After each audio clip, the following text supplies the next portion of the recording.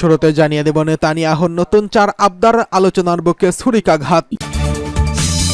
এছাড়া রয়েছে ওয়াশিংটনে ন্যাটোর 75তম শীর্ষ সম্মেলন মঙ্গলবার। জানিয়ে দেব ফ্রান্সে দ্বিতীয় দফা নির্বাচন, বামপন্থীদের জয়, ঝুলন্ত রয়েছে পার্লামেন্টের সম্ভাবনা। সর্বশেষ জানিয়ে দেব গাজা সিটিতে হামাসের শীর্ষ কর্মকর্তা নিহত। নেতানিয়াহুর 4 নতুন আবদার, আলোচনার বুকে ছুরিকাঘাত। গাজা উপত্যকায় যুদ্ধবিরতি নিয়ে নতুন করে আলোচনা শুরুর প্রেক্ষাপটে ইসরায়েলের প্রধানমন্ত্রী বেঞ্জামিন নেতানিয়াহু বেশ কয়েকটি দাবি উত্থাপন করে বলেছেন এগুলো নিয়ে কোনো আলোচনা হবে না। আর এর ফলে ফিলিস্তিনি প্রতিরোধ আন্দোলন, হামাসের সাথে যুদ্ধবিরতি এবং পণবন্দি মুক্তির আলোচনা ভণ্ডুল হয়ে যাওয়ার আশঙ্কা সৃষ্টি হয়েছে। তার নতুন এই আবদারগুলোর মধ্যে রয়েছে ইসরায়েলে যে কোনো সময় আবারও হামলা শুরু করতে তার নিশ্চয়তা দেওয়া। রোববার রাতে নেতানিয়াহুর এই আবদারের ফলে ইসরায়েল ও মধ্যস্থতাকারী উভয়ের মধ্যেই ক্রোধের সৃষ্টি হয়েছে। অনেকে অভিযোগ করেছেন এর মাধ্যমে তিনি শান্তি আলোচনাকে ভণ্ডুল করে দিচ্ছেন। অনেক কাঠখড় পোড়ানোর পর চলতি সপ্তাহে আবার শান্তি আলোচনা শুরু হতে যাচ্ছে। হামাস বেশ নমনীয়তা প্রদর্শন করেছে, কিন্তু নেতানিয়াহুর নতুন শর্ত সবকিছু শেষ করে দিতে পারে বলে আশঙ্কা করা হচ্ছে। নেতানিয়াহুর অফিস থেকে রোববার রাতে 4টি দাবি উত্থাপন করা হয়েছে। এর প্রথমটিতে রয়েছে যে কোনো সম্ভাব্য চুক্তিতে অবশ্যই ইসরায়েল যুদ্ধের সকল লক্ষ্য অর্জিত না হওয়া পর্যন্ত আবার যুদ্ধ শুরু করার সুযোগ থাকবে ইসরায়েলের। দ্বিতীয় দাবি হলো এই নিশ্চয়তা দিতে হবে যে মিশর থেকে গাজায় কোনো অস্ত্রের চোরাচালান হতে পারবে না। তৃতীয় শর্ত হলো গাজা উপত্যকার উত্তরে সশস্ত্র সন্ত্রাসীদের ফেরার অনুমতি দেওয়া হবে না। চতুর্থ শর্ত হলো হামাসের বন্দিদশা থেকে সর্বোচ্চ সংখ্যক জীবিত অপহৃত মুক্তি দিতে হবে। নেতানিয়াহুর বিবৃতিতে বলা হয় ইসরায়েলের এই পরিকল্পনার প্রতি প্রেসিডেন্ট বাইডেন একমত হয়েছেন। উল্লেখ্য, হামাস ইতিপূর্বে জানিয়েছিল যে যুদ্ধবিরতি চুক্তি কার্যকর হওয়ার সময় ইসরায়েলকে নিশ্চয়তা দিতে হবে যে তারা আর যুদ্ধ করবে না।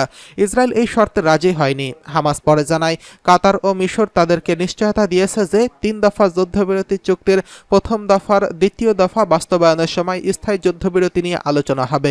এই সময় ইসরায়েল যুদ্ধ করবে না বলে মিশর, কাতার ও মৌখিকভাবে নিশ্চয়তা দিয়েছে। হামাস এটা মেনে নিয়ে বলেছে তাদেরকে লিখিতভাবে এই নিশ্চয়তা দিতে বলেছে। এদিকে শুক্রবার ওয়ালা নিউজ জানিয়েছে ইসরায়েলি গোয়েন্দা সংস্থা মোসাদের প্রধান ডেভিড বার্নিয়া দোহায় কাতারি আলোচকদের জানিয়েছেন মধ্যস্থতাকারীদের পক্ষ থেকে লিখিত প্রতিশ্রুতি দেওয়া যাবে না। এদিকে নেতানিয়াহুর অফিস থেকে নতুন যেসব শর্ত দেওয়া হয়েছে তা ইসরায়েলের নিরাপত্তার কর্মকর্তা এবং মধ্যস্থতাকারীদের মধ্যে ক্ষোভের সৃষ্টি হয়েছে। তারা বলেছেন এসব দাবির মধ্যে সম্ভাব্য শান্তি চুক্তির বুকে ছুরিকাঘাত করা হয়েছে। ইসরায়েলের এক নিরাপত্তা কর্মকর্তা পরিচয় প্রকাশ না করে চ্যানেল 12কে বলেন নেতানিয়াহু ভান করেন যে চুক্তি চান, কিন্তু কার্যত তিনি শান্তি চুক্তি ভণ্ডুল করতে চান। তিনি বলেন বন্দীদের মুক্তির ব্যাপারে নেতানিয়াহুর কোনো উৎসাহ নেই, বরং তিনি তার অবস্থানকে চরম পর্যায়ে নিয়ে যেতে চান। এদিকে ওয়াশিংটনে ন্যাটোর 75তম শীর্ষ সম্মেলন হচ্ছে। রাশিয়া ইউক্রেন নিয়ে আলোচনা। যুক্তরাষ্ট্রের নেতৃত্বাধীন সামরিক জোট ন্যাটোর 75তম বার্ষিক শীর্ষ সম্মেলনে আগামীকাল মঙ্গলবার ওয়াশিংটন শুরু করেছে। কয়েক মাস আগে জোটটির 75 বছর পূর্ণ হয়েছে। 3 দিনের এই সম্মেলনে অংশ নেবেন 32 সদস্য দেশের রাষ্ট্র ও সরকার প্রধানরা। এবারের সম্মেলনে ন্যাটোকে একটি বৃহৎ ও শক্তিশালী জোট হিসেবে দেখানোই উদ্দেশ্য। তবে এমন সময় জোটের নেতারা ওয়াশিংটনে জড়ো হচ্ছেন যখন ইউক্রেনের যুদ্ধে হোঁচট খাওয়া এবং আটলান্টিকের উভয় পাশের মধ্যপন্থী ও উগ্র ডানপন্থীদের মধ্যে নির্বাচনী ঝড়ও তাদের সঙ্গী হয়েছে। উদীয়মান চীনের প্রভাব ঠেকাতে এশিয়ান ন্যাটোর ক্রমবর্ধমান ভূমিকার গুরুত্বের বিষয়টি মাথায় রেখে অস্ট্রেলিয়া, জাপান, নিউজিল্যান্ড, দক্ষিণ কোরিয়া নেতাদের আমন্ত্রণ জানিয়েছে বাইডেন। তবে সম্মেলনে নজর থাকবে ইউক্রেনের প্রেসিডেন্ট ভলোদিমির জেলেনস্কির ওপর। তিনি জোটের পক্ষ থেকে দৃঢ় সমর্থনের অপেক্ষায় রয়েছেন। যদিও এবারও ইউক্রেনকে ন্যাটোতে যোগের আমন্ত্রণ জানানো হচ্ছে না। সোভিয়েত ইউনিয়নের বিরুদ্ধে সামষ্টিক প্রতিরক্ষা ব্যবস্থার অংশ হিসেবে 1949 সালে ন্যাটো প্রতিষ্ঠা হয় সামরিক জোটের। 2022 সালের ফেব্রুয়ারিতে ইউক্রেনে আক্রমণ করে রাশিয়া। এরপর কিয়েভের পক্ষ দাঁড়ায় ন্যাটো মিত্ররা। এর মাধ্যমে ন্যাটো মূলত জোটটির প্রতিষ্ঠাকালীন লক্ষ্যেই ফিরে চলেছে। রাশিয়ার ত্বরান্বিত বিজয় ঠেকিয়ে দিয়ে পশ্চিমাদের মন জয় করে নিয়েছে ইউক্রেনীয়রা। তবে রুশ সেনারা দীর্ঘদিন ধরে লড়াই চালিয়ে যাচ্ছেন এবং পূর্বাঞ্চলে তারা অগ্রসর হচ্ছেন। ন্যাটো সম্মেলনে রাশিয়া আগে একজন ইউরোপীয় কর্মকর্তা স্বীকার করেছেন সম্মুখ যুদ্ধে ইউক্রেনের একটি ভঙ্গুর অবস্থায় আটকে পড়ায় এক ধরনের অস্বস্তির মধ্যেই ইউক্রেনের এই সম্মেলন অনুষ্ঠিত হতে যাচ্ছে। এদিকে ফ্রান্সে দ্বিতীয় দফার নির্বাচনে বামপন্থীদের জয়, ঝুলন্ত রয়েছে পার্লামেন্টের সম্ভাবনা। ফ্রান্সে পার্লামেন্ট নির্বাচনে দ্বিতীয় দফার কট্টর ডানপন্থীদের হতাশ করে শীর্ষস্থান দখল করেছে বামপন্থী জোট নিউ পপুলার ফ্রন্ট। এক সপ্তাহ আগে অনুষ্ঠিত প্রথম পর্বের ভোটে কট্টর ডানপন্থী ন্যাশনাল র্যালি ঐতিহাসিক জয় পেলেও এই পর্বে তারা তৃতীয় স্থান লাভ করেছে। আর প্রেসিডেন্ট ইমানুয়েল ম্যাক্রনের মধ্যপন্থী অ্যানসেম্বল জোট দ্বিতীয় স্থান অধিকার করেছে।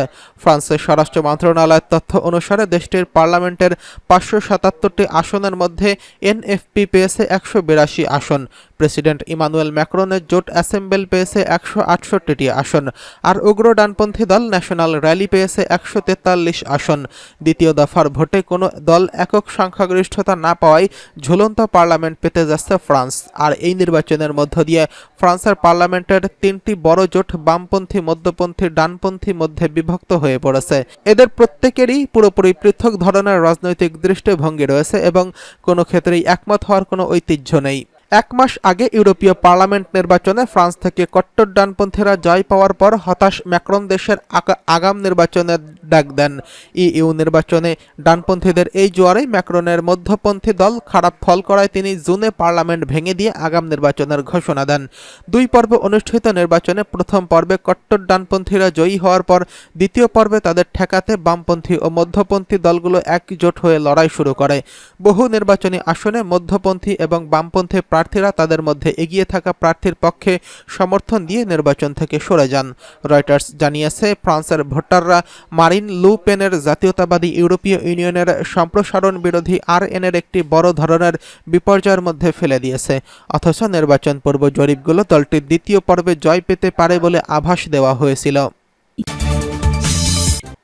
এবার গাজা সিটিতে হামাসের শীর্ষ কর্মকর্তা নিহত।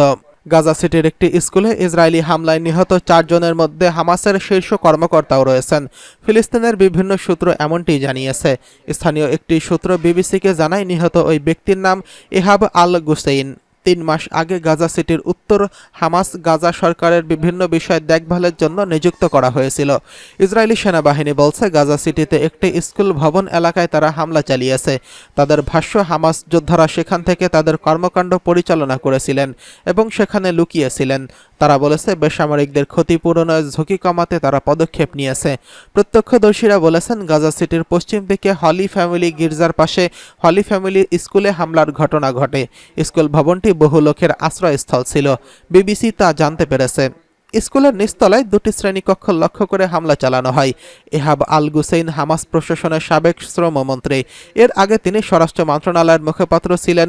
তার মৃত্যুকে সামরিকভাবে হামাসের জন্য কোনো আঘাত বলে মনে করা হচ্ছে না, তবে তাকে হামাসের প্রশাসনের নেতৃত্বে গুরুত্বপূর্ণ ব্যক্তিত্ব বলে বিবেচনা করা হতো।